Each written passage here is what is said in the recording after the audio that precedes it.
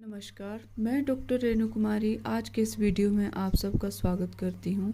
आज हम शेमुषी भाग 2 कक्षा 10 का षष्ठः पाठः सुभाषितानि का अध्ययन करेंगे। सुभाषितानि का अर्थ है सुचमभाषित, मतलब मधुर वचन या सुंदर ढंग से कही हुई बात या मधुर वचन। आइए प्रस्तुत पाठ का अध्ययन करते हैं। पाठ प्रारंभ करने से पहले मेरा निवेदन है कि जो लोग नए इस वीडियो से जुड़े हैं, कृपया मेरे चैनल को सब्सक्राइब करना ना भूलें। आइए अध्ययन करते हैं। आलस्यम ही मनुष्याणां शरीरस्थो महान रिपुः नास्त्युद्यम समो बंधु कृत्वा यम नावसीदति। इसका अन्वय देखते हैं। मनुष्याणां शरीरस्था महान शत्रु ही आलस्यम उद्यम समः बंधु न अस्ति यम कृत्वा मनुष्यः न अवसीदति। अर्थात मनुष्याणाम शरीरस्था, मनुष्यों के शरीर में रहने वाला महान शत्रु ही आलस्यम, आलस्य ही उनका सबसे बड़ा शत्रु है। उद्यम समा बंधु नास्ति, परिश्रम के समान कोई मित्र नहीं होता। यम कृत्वा मनुष्य न अवसीदति, जिसको करके मनुष्य कभी दुखी नहीं होता है। एक बार फिर से समझेंगे कि मनुष्यों के शरीर में रहने वाला आलस्य ही उनका सबसे बड़ा शत्रु है। परिश्रम के समान कोई मित्र नहीं होता और जिसको करके मनुष्य कभी दुखी नहीं होता है। तो ये है श्लोक का अर्थ। गुणी गुणम वेति न वेति निर्गुणो बलि बलम वेति न वेति निर्बलः पिको वसन्तस्य गुणम न वायसः करी च सिंहस्य बलम न मूषकः। इसका अन्वय देखते हैं। अन्वय है गुणी गुणम वेति निर्गुणः गुणम न वेति बलि बलम वेति निर्बलः बलम न वेति वसन्तस्य गुणं पिकः वेति वायसः न वेति सिंहस्य बलम करी वेति मूषकः न वेति। अर्थात गुणी गुणम वेति, गुणी व्यक्ति गुणों को जानता है। निर्गुणः गुणम न वेति, निर्गुण नहीं जानता है। बलि बलम वेति, बलवान व्यक्ति बल को जानता है। न वेति निर्बलः बलम न वेति, और निर्बल नहीं जानता है।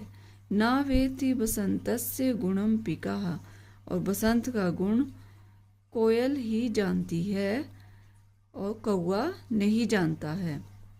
वायसा न वेति, अर्थात कौवा नहीं जानता है। सिंहस्य बलम करी वेति, सिंह का बल हाथी जानता है। मूषका न, चूहा नहीं जानता है। अर्थात अपने बल की जो परख है वो दूसरा नहीं जान सकता। तो गुणी व्यक्ति गुणों को जानता है, निर्गुण नहीं जानता। जैसे बलवान व्यक्ति बल को जानता है जबकि निर्बल नहीं जानता है। बसंत का गुण कोयल जानती है। कोयल क्या करती है? बसंत समय में बहुत ही मधुर गाना गाती है, कूकती है। और जो हालांकि कौवा भी श्याम वर्ण का होता है, परंतु वो कोयल की तरह सुंदर गाना नहीं गाता। वो हर मौसम में काएं काएं ही आवाज़ करता है। उसी तरह सिंह का बल, जो शेर का बल है, हाथी जानता है, क्योंकि एक बलवान का जो बल है वो दूसरा बलवान व्यक्ति समझता है, उसे चूहा कभी नहीं समझ सकता। निमित्तम उद्दिश्य ही यह प्रकुप्यति ध्रुवं स तस्यापगमे प्रसीदति अकारण द्वेषी मनस्तु यस्य वै कथम जनस्तं परितोषयिष्यति। इसका अन्वय देखते हैं। अन्वय है यह निमित्तम उद्दिश्य प्रकुप्यति सह तस्य निमित्तस्य अपगमे ध्रुवं प्रसीदति यस्य मनः अकारण द्वेषी अस्ति जनाः तं कथं परितोषयिष्यति, अर्थात यह निमित्तम उद्देश्य प्रकुप्यति। जो व्यक्ति किसी कारण से अधिक क्रोध करता है, सह तस्य निमित्तस्य अपगमे ध्रुवम प्रसीदति, वह उस कारण की समाप्ति पर प्रसन्न हो जाता है। परंतु यस्य मनः अकारण द्वेषी अस्ति, परंतु जिसका मन अकारण क्रोध करने वाला होता है, जनाः तं कथम परितोषयिष्यति, उसे कोई मनुष्य कैसे प्रसन्न या संतुष्ट करेगा। अर्थात जो व्यक्ति किसी उद्देश्य के आधार पर क्रोध करता है, वो उस उद्देश्य की समाप्ति होने पर या उस कारण की समाप्ति होने पर प्रसन्न हो जाता है। परंतु जिसका मन अकारण बिना किसी बात के ही गुस्सा करता है या क्रोध करने वाला होता है, उसे कोई मनुष्य कैसे प्रसन्न कर सकता है, अर्थात वो कभी संतुष्ट नहीं हो सकता। श्लोक नंबर 4। उदीरितो अर्थः पशुना अपि गृह्यते, हयाश्च नागाश्च वहन्ति बोधितः, अनुक्तम अपि उहति, पंडितो जना परेंगित ज्ञान फला ही बुद्ध्याः। इसका अन्वय देखते हैं। पशुना अपि उदीरितः अर्थः गृह्यते, हया नागाः च बोधिताः, भारं वहन्ति पंडिताः जनाः, अनुक्तम अपि उहति, बुद्ध्या परेंगित ज्ञान फलाः भवन्ति। अर्थात पशुना अपि उदीरितः अर्थः गृह्यते, पशु के द्वारा भी उदीरितः अर्थः कहा हुआ अर्थ गृह्यते ग्रहण किया जाता है। हया नागाः च बोधिता भारम वहन्ति, घोड़े व हाथी बताए गए को समझते हुए भार ढोते हैं। पंडितः जनः अनुक्तम अपि उहति, और विद्वान व्यक्ति ना कहे हुए का भी अनुमान लगा लेते हैं। बुद्धिया परेंगित ज्ञान फला भवन्ति, बुद्धिमान दूसरों के संकेत जन्य ज्ञान रूपी फल वाले होते हैं।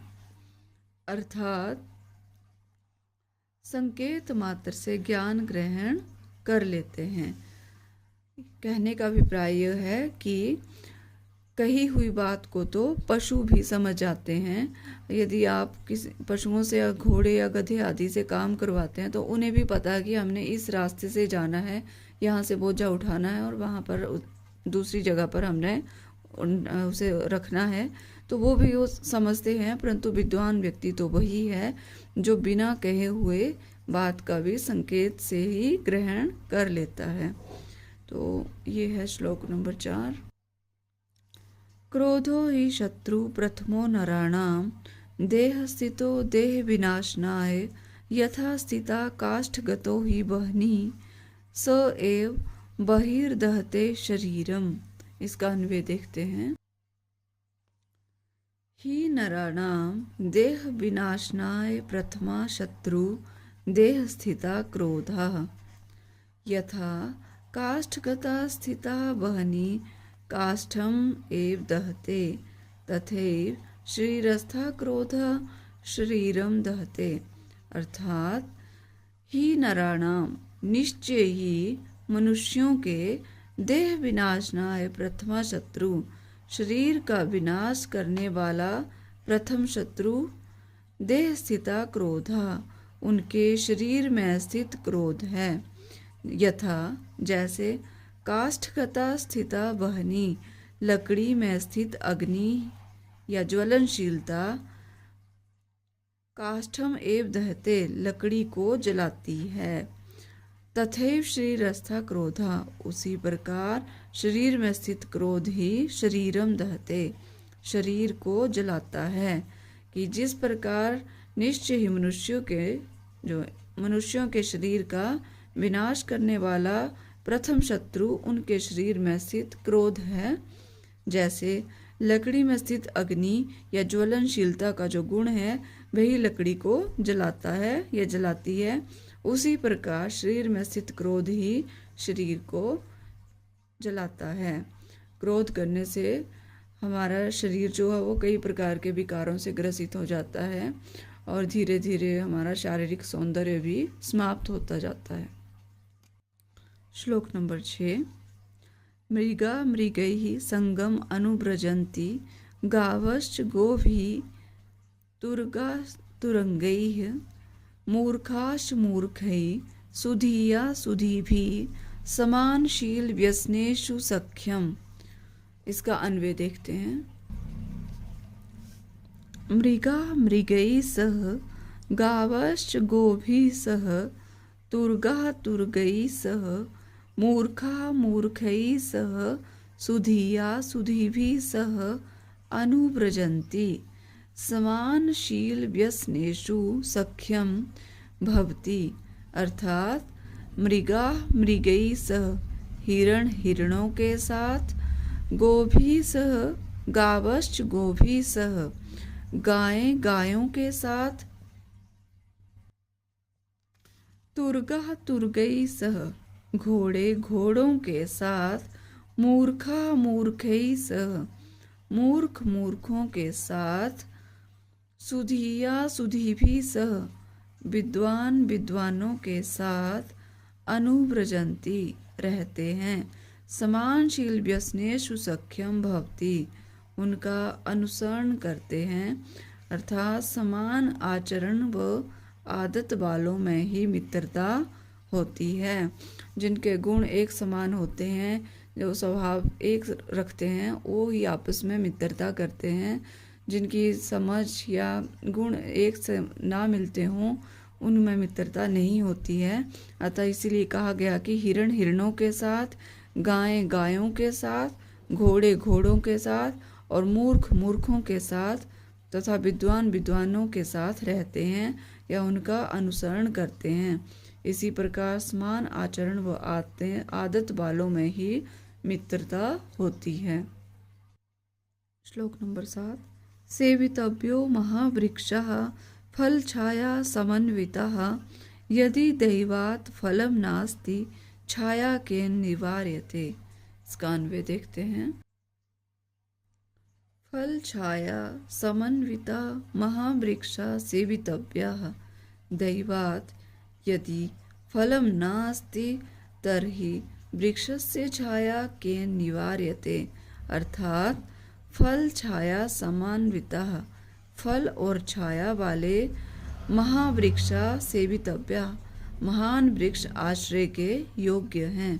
दैवात यदि फलम नास्ति यदि भाग्य से फल नहीं है तो तरहि वृक्षस्य छाया केन निवार्यति तो छाया किसके द्वारा रोकी जाती है। अर्थात छाया को कौन रोक सकता है। कहने का अभिप्राय यह है कि फल और छाया वाले जो महान वृक्ष हैं वो सदैव ही आश्रय का जो है वो आश्रय के योग्य होते हैं। क्योंकि यदि भाग्य से उस वृक्ष पर फल नहीं लगे हैं परंतु उसकी छाया भी लोगों को आश्रय प्रदान करती है। तो ये है श्लोक नंबर 7। श्लोक नंबर 8। अमंत्रम अक्षरम नास्ति नास्ति मूलम अनौषधम अयोग्यः पुरुषः नास्ति योजकस्तत्र दुर्लभः। अन्वय है अमंत्रम अक्षरम नास्ति अनौषधम मूलम नास्ति अयोग्यः पुरुषः नास्ति तत्र योजकः दुर्लभः। अर्थात अमंत्रम अक्षरम नास्ति कोई भी अक्षर मंत्रहीन नहीं है। अनौषधम मूलम नास्ति कोई भी जड़ औषधि रहित नहीं है। अयोग्यः पुरुषः नास्ति कोई भी पुरुष अयोग्य नहीं है। तत्र योजकः दुर्लभः इन्हें जोड़ने वाला व्यक्ति दुर्लभ है। अर्थात ऐसा व्यक्ति दुर्लभ है जो इनके गुणों को समझकर इनका उपयोग कर सके। कहने का अभिप्राय यह है कि इस संसार में कोई भी वस्तु या कोई भी प्राणी बिना किसी प्रयोजन के नहीं आता है। जैसे कोई भी जड़ जो है, ऐसा नहीं है कि उसका कोई महत्व ना हो, और उसका महत्व कौन जानता है? जड़ी बूटियों की पहचान कर रखने वाला या परख करने वाला व्यक्ति ही उनकी योग्यता को समझता है। तो ठीक ही कहा है कि कोई भी अक्षर मंत्रहीन नहीं है, कोई भी जड़ औषधि रहित नहीं है, और कोई पुरुष अयोग्य नहीं है। इन्हें जोड़ने वाला व्यक्ति दुर्लभ है, अर्थात ऐसा व्यक्ति दुर्लभ जो इनके गुणों को समझकर इनका उपयोग कर सके, जैसे कि वैद्य होते हैं। श्लोक नंबर 9। संपत्तौ च विपत्तौ च महताम् एक रूपता उदे सविता रक्तो रक्तश्चा अस्तमे तथा। इसका अन्वय देखते हैं। संपत्तौ विपत्तौ च महताम् एक रूपता भवति यथा सविता उदये रक्ता भवति तथा एव अस्तमे च रक्ता भवति। अर्थात संपत्ति सुख में और विपत्ति दुख में महापुरुषों के स्वभाव में एक रूपता या समानता होती है। जैसे उदय होने के समय भी सूर्य लाल होता है और अस्त होने के समय भी लाल ही रहता है। कि संपत्तौ विपत्तौ च, संपत्ति में और सुख में, संपत्ति में अर्थात सुख में और विपत्ति अर्थात दुख में जो है वो एक रूपता या समानता पाई जाती है। चाहे सुख हो या दुख हो, उनके स्वभाव में एक रूपता पाई जाती है। क्या समानता है वो? जैसे उदय होने के समय भी यथा सविता उदय रक्ता भवति, उदय होने के समय भी सूर्य लाल होता है और अस्त होने के समय भी लाल ही रहता है। अब सविता का समय उदय होते हुए कब होता है? सूर्य के उदय होने से पहले क्या आती है? लालिमा जैसी लाल रंग दिखाई देता है, हमें पता लग जाता है कि सूर्य जो है वो बाहर आने वाला है। तो इसी प्रकार से अस्त होने के समय भी क्या होता है? लालिमा। तो ये क्या है? सुख और दुख में भी इसी प्रकार से महापुरुषों के स्वभाव में एक रूपता या समानता रहती है। विचित्रे खलु संसारे नास्ति किंचित निरर्थकम् अश्वश्चेत् धावने वीरः भारस्य वहने खरः। इसका अन्वय देखते हैं श्लोक नंबर 10 का। विचित्रे संसारे खलु किंचित निरर्थकम् नास्ति अश्वः चेत् धावने वीरः तर्हि भारस्य वहने खरः वीरः अस्ति। अर्थात विचित्रे संसारे खलु किंचित निरर्थकम नास्ति, कि इस संसार में कुछ भी निरर्थक नहीं है।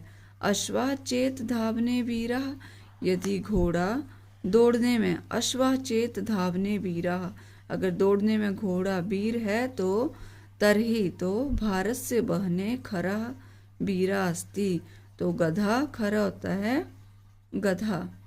भारत से बहने, भार ढोने में गधा वीर होता है।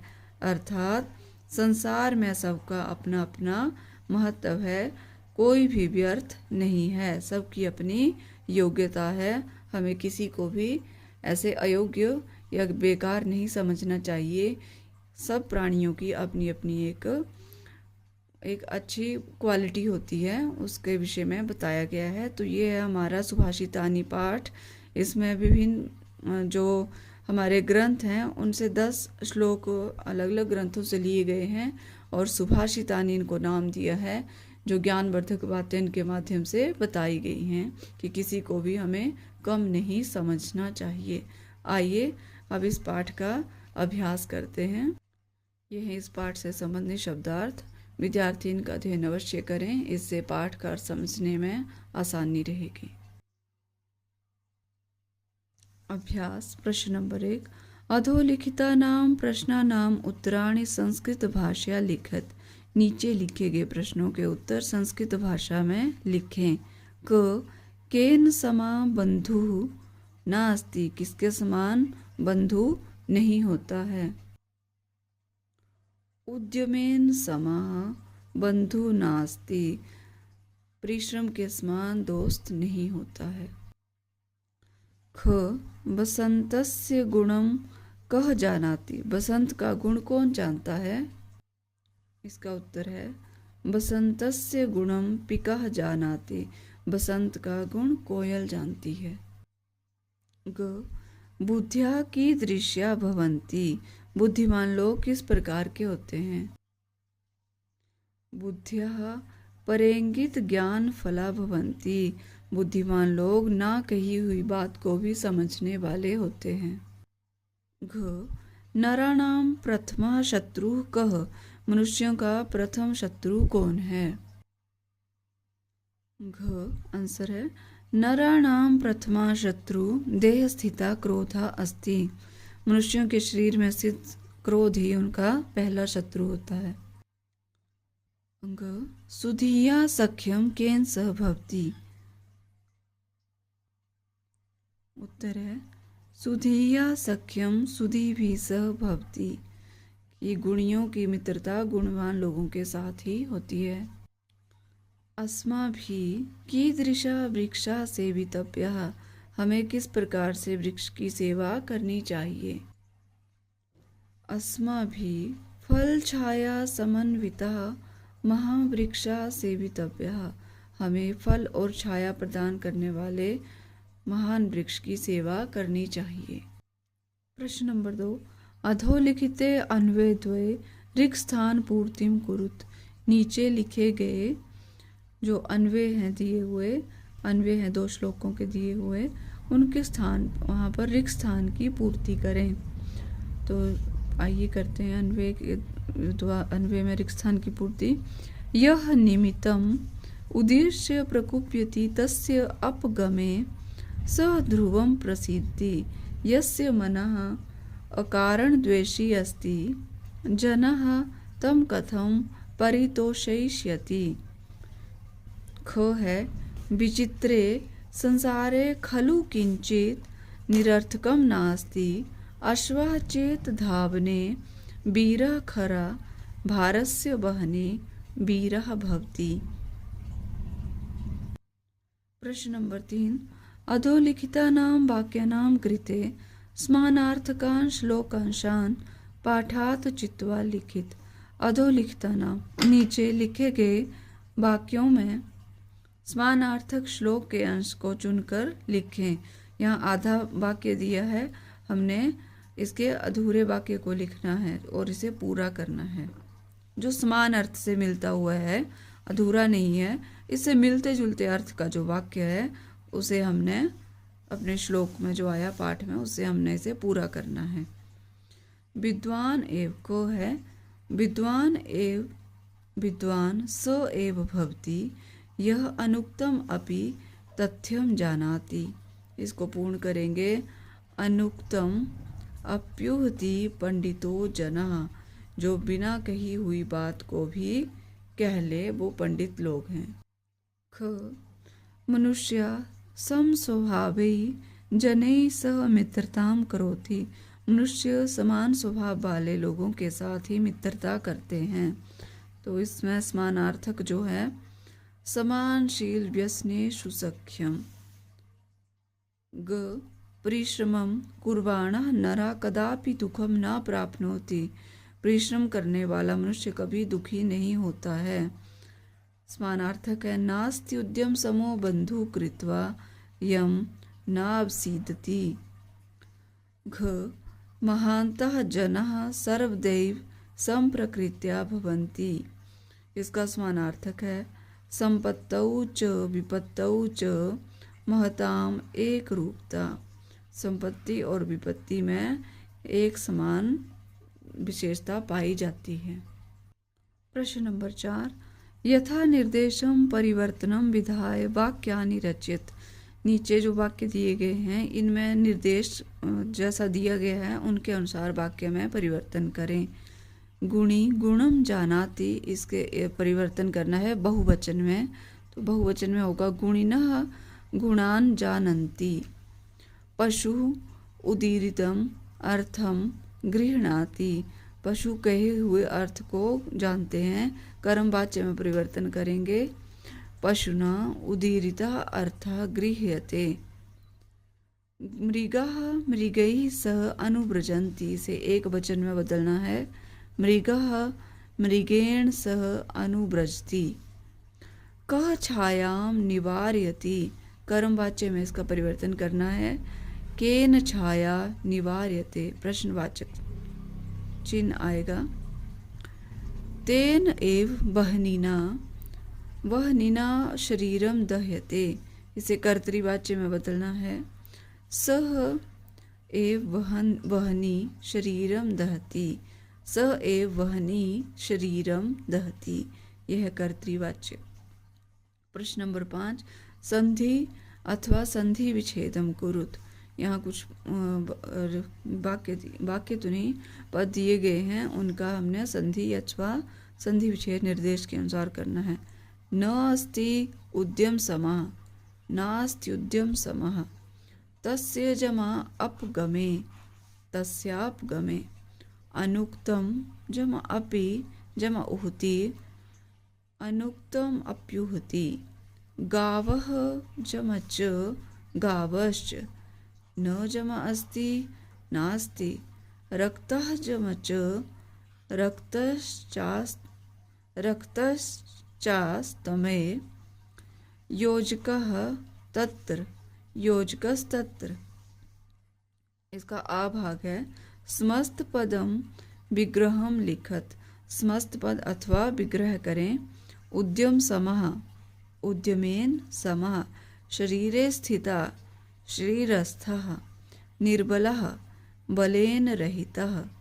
देहस्य विनाशनाय, देह विनाशनाय।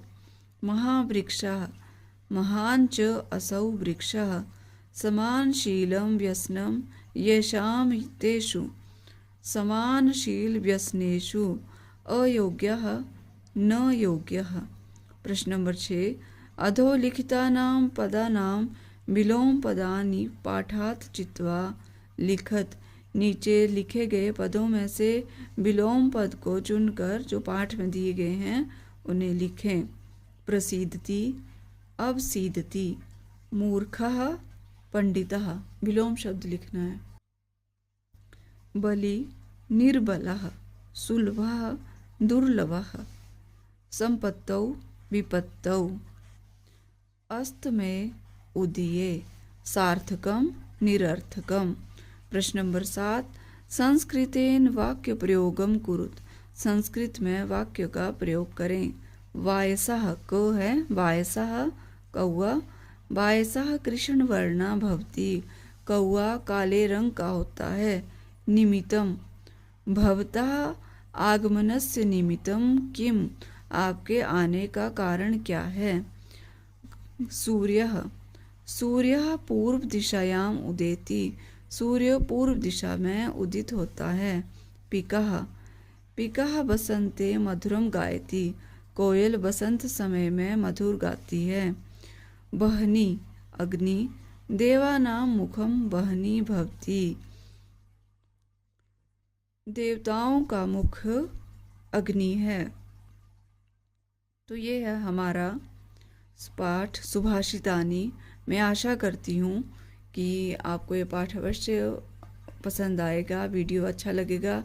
कृपया मेरे चैनल को लाइक, शेयर और सब्सक्राइब करना ना भूलें।